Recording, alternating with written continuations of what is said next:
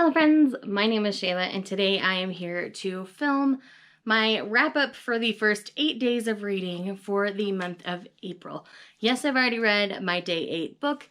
It's a long story. Basically, I didn't sleep last night, so I read one of my e-arcs, but we'll get to that later in the video. So I did also get some manga read in this last 8-day period. So what I'm going to do is I'm going to start with the few volumes of manga. There are 5. And then I'm going to jump into the books. But I suggest everybody watches the manga portion because I'm going to do something a little different with the editing. And I want your guys' honest feedback. So let me know what you think. If you want to start seeing my wrap-ups look a little more like that, let me know. And yes, I look forward to hearing your thoughts on this slightly new take that I took on my wrap-up. So the first volume of manga we're going to talk about is Primitive Boyfriend. This just came out yesterday. I ended up thoroughly enjoying this volume. This is essentially about a rough and tough teenage girl who was raised as a farmer, and she thinks all the guys at her school are wimps, and so she offers, she basically says, well, I might as well marry farming. And then this goddess shows up and grants her wish. The soul that's attached to her that isn't in the present time is from 2.5 million years in the future, so she is at the pre-evolution of man. And it's really interesting, really fun. I thoroughly enjoyed my read of this. If you want a few more details, I will link my video from yesterday in the card symbol for you because I talk about it a lot in my new and notable, and I gush, and it's fantastic. Just pick it up, guys. I promise it'll be worth it. Next on the list, we have Ao Horror Ride Volume 10. Now, we are slowly winding down. I think there's only 2 or 3 more volumes left in Ao Horror Ride. So we're getting kind of towards the end. We're at the high point of the drama of the love triangle within the series. And I liked and hated the progress that happened in this volume at the same time. I have a very complicated relationship with this level of drama in a shoujo manga. This is one of the more dramatic that I've read, and we're in the portion where I hadn't had exposure to the story yet. So I'm still enjoying it. I still love the art. I'm still invested. I want to figure out how Futaba is going to end up at the end of this. I have my ideas, of course, but yes, definitely check out Ao Horror Ride Volume 10. I'm trying not to give too many spoilers, but I like what happened. You still see high schoolers making stupid decisions for all intents and purposes in this one. Lots of jealousy. So if you don't like that trope, this might not be the series for you because it's kind of throughout, but I think things were handled better than I expected them to be in this volume, so I'll give it that. Next up we have Takane and Hana Volume 14. Now this one was really fun and really playful, but we also have the fact that Takane and Hana are openly together to her family now, and dealing with all of that kind of on a family vacation, and when they come home from it, it's really interesting. I really enjoyed the dynamic that was this volume. It wasn't as light and fluffy as it could have been and as previous volumes have been, but the things that they're addressing are real and legitimate concerns in regards to the age gap, so I'm glad that they're handling it. Next up, we have Yona of the Dawn, Volume 23. Y'all knew a new volume of Yona dropped, so you knew you'd see it this month sometime. This one, we're really doing really well with the current arc that we're in, and it just turned a heavy corner, and I think it's going to be really interesting to see how our characters fare through this arc. We're doing some things that we haven't done yet, and Yona's going to have to face one of her biggest fears in the upcoming volumes, and I am genuinely invested not only in the characters that we've known for a long time, but this new band of characters that we're with at the moment. I'm really enjoying them and their dynamic as well. They're adding a lot to the story. That's kind of who's featured on the front here. I continue to love Yona. I don't think I will ever stop loving Yona. So I'm really sorry if you don't like it, but man, I feel like with each volume, I love these characters and I love this story and I love this world so much more. And then last but not least for the manga portion, we have Living Room Matsunaga-san.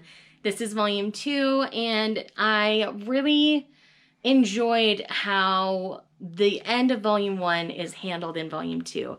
Volume 1 does kind of leave you on a cliffhanger, but it is answered readily and quickly in the first part of volume 2. like I say, I do think it's handled really well considering the age gap, and it was so good.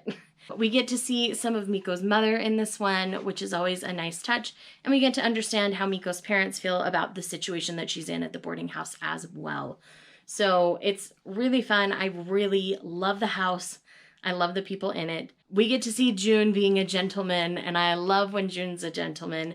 I talk about the series at length a little bit more in that new and notable that's already linked for you. So if you want more details, definitely check that one out. But volume 2 is solid. I've read up through volume 6 digitally, so y'all know I'm invested if I'm picking it up physically. All right, so let's go ahead and dive into the novels that I've read. I think I'm going to go in date order for this particular adventure because I think it will be more fun that way. So on the first, I completed The Honey Don't List by Christina Lauren. I ended up giving this one 4 stars. I had a really fun time reading it. It's definitely not perfect. It's got some issues and some flaws, and I think this book really needed like another 50 to 100 pages and a little bit more before this novel begins for it to really feel more like a fleshed out novel. But I still enjoyed the ride, so I'm giving it 4 stars. I know people have been pretty harsh on this one. It's probably not as light and fluffy as people assume it to be. It deals with some other stuff. So I enjoyed it. But again, I tend to have the unpopular Christina Lauren opinion. Most of the one everybody likes, I end up not liking. So do take that into consideration as I tell you this. But yes, solid 4. I really enjoyed it. It's not perfect, but man, it was fun. Then on the second, I read To Have and to Hoax by Martha Waters. I ended up giving this one 3.5 stars. It was fun. It kind of stayed in its lane, and I did like the aspect of a couple like figuring out how to stay together rather than separating. And it was even more fun in a historical setting. The pranks got a little wild for me, and some of it was really over the top. But I really think it ended up ending in a really sweet way, and I ended up enjoying it overall. This one just came out yesterday on the 7th, I want to say, if I remember my pub dates right. So that one is now available in stores. I had an ARC via NetGalley, so you can definitely go pick it up physically now, or order it wherever you're ordering things. Then on day 3, I read Primrose Lane by Debbie Mason. I've been behind on some of my repub arcs that I had, and I really loved Olivia and Finn in this particular novel. Their story is a little unique. It's a unique take on a single parent romance, and I really loved how this all came together. This is in the Harmony Harbor series, so it does connect to the other books. There's an overarching story happening within it, and it's really a good time. I really thoroughly enjoyed this, and the mystery aspect and the ghosts of the manor and things like that. Like, it's just a wild and fun time.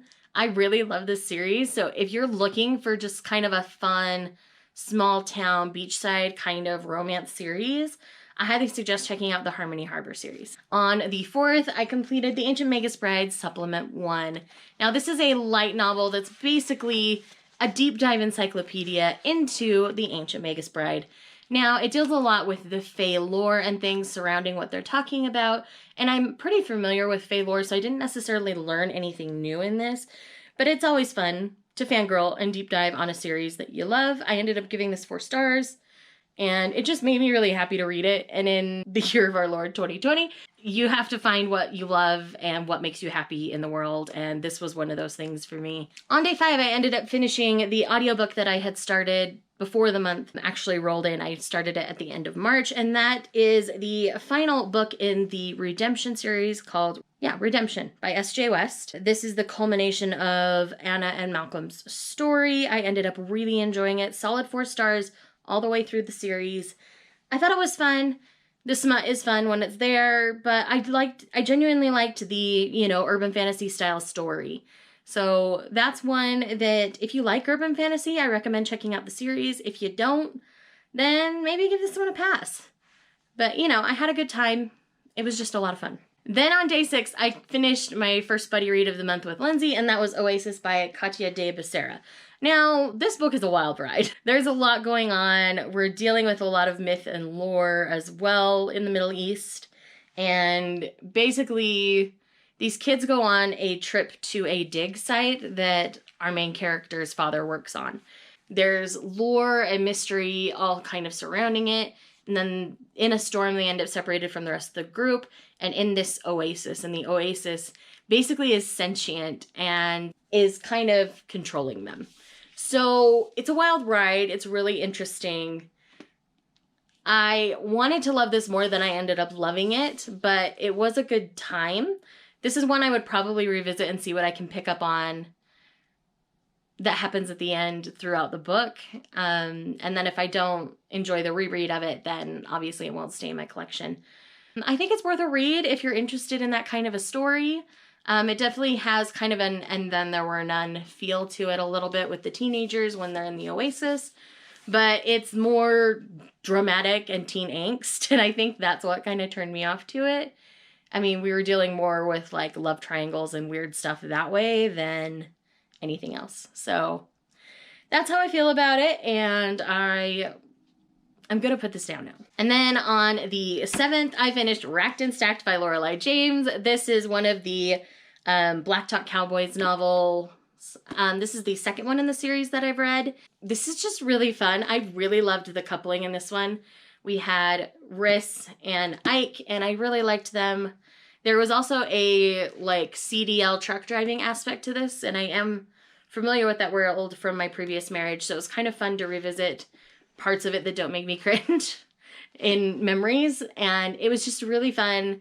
And this definitely has an enemies to friends to lovers kind of tone to it, and I really like when enemies to lovers do that, where it gets to a point where they're not butting heads so much, they kind of become friends, and then they realize what they feel is more than friends. Like, it was just kind of gradual that way, and I really enjoyed it. This also dealt with she gets injured and can't work, and so Ike takes care of her, but his life is a mess, so she helps him figure out his mess. Like, it's just good.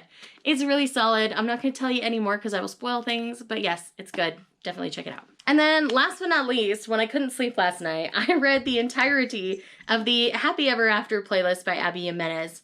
And this is book 2 in a series. I don't know what the series is being called right now. The first book was The Friend Zone. I did not get along with The Friend Zone. I will be completely honest about that. There was an element of infertility in that, and it was a little insensitive to me, the way it was handled, so I did not enjoy that book at all. I really enjoyed this one. We're not dealing with that. We're dealing with other kinds of problems. This does have a dating a celebrity kind of aspect to it, so if you don't like books about fame, you're not going to enjoy this one. But I do like that this one didn't glamorize the music industry, because we're dealing with a musician. You see the rough parts of it. You see the hard life on the road. You see, when people around the star are acting crazy and why they're doing so. And it was just really well handled in a lot of ways, and I really appreciated what Abby Jimenez did with this particular book. And we're dealing with loss of a loved one from our female side, because at the beginning of this novel, 2 years prior to this, our main character, her fiance died in a motorcycle crash. And so she's, in a way, still living in her grief and hasn't really moved forward. And then what happens in the beginning of this novel is this dog is in the middle of the road and all of a sudden, like, jumps through her sunroof into her car. It's a well-trained dog, has tags, is microchipped. And so she calls trying to get in touch with the owner, but can't get a hold of the owner because he's a celebrity and he's been out of contact for 2 weeks. So she's had the dog for 2 weeks. And he finally gets all of her messages about how she's been taking care of him and how the person who was watching his dog before her wasn't taking care of him because she had to take him to the vet for all kinds of things. And so they start talking on the phone via text and phone calls. And the way that builds over the couple weeks he's still traveling and she continues to watch the dog for him is really, really sweet. And it reminded me a lot of when I first started talking to my husband, because we met online. So we talked for almost 2 weeks before we actually met in person. So it was kind of a similar thing. So it was giving me all those nostalgic kind of vibes. So I'm going to tell you that right up front. A lot of people will say this is going to feel insta-lovey, but I ended up really enjoying it. I felt like this novel takes place over a long course of time. So it's not like they're together and happy ever after in a couple of months. You see a long chunk of time. You see him go on the road touring and all sorts of things. Like, it's really well handled. It was really well done. I really enjoyed it. I will pick up more Abby Jimenez in the future. There were just some plot devices in the first one that I didn't appreciate. So it's not that it was a bad book. It was just not the book for me. So I hope you guys will check out the Happy Ever After playlist. You're fine to read it if you haven't read the first one, unless you don't want to be spoiled for who she ends up with, because if I remember right, there's a bit of a love triangle in the first one. So if you don't want to be spoiled for who she chooses, make sure you read that one first. But otherwise, I think you're fine to jump into that one. So anyways, that is everything I've read so far this month. And I feel like I'm staying very on task with things for my reading 30 novels in 30 days challenge. And I hope you all are doing well, staying healthy and happy. And let me know in the comments down below what you've read so far this month. If you're reading, if you're playing Animal Crossing instead, talk to me down in the comments about what you're doing to deal with life in this month of April 2020. I will talk to you guys in the next video. Bye.